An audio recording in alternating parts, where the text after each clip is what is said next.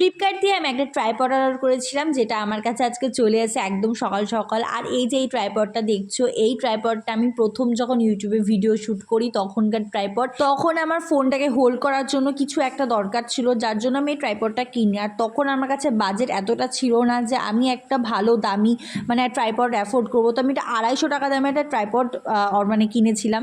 কিন্তু সত্যি কথা বলতে কপালটা এত খারাপ যে আমি মানে এটা দিয়ে একদিনও শ্যুটই করতে পারিনি। জাস্ট 2 দিন ইউজ করাতেই এটা পুরো ভেঙে চুরমার হয়ে যায়। এতদিন ধরে যে ভিডিওগুলো দেখেছো সেটা কেমন করে করেছি শুধুমাত্রই আমি জানি, মানে আমার কোনো হেল্পিং হ্যান্ড ছিল না। যাই হলো, এই নাভার ট্রাইপডটা আমি আবার টাকা জমিয়ে কিনে নিয়েছি, যেটা 550 টাকার মতো দাম নিয়েছে। প্রোডাক্টটা অনেস্টলি বলতে খুবই ভালো ছিল, কিন্তু এটা শুধুমাত্রই মানে ভ্লগিং এর জন্য ছিল।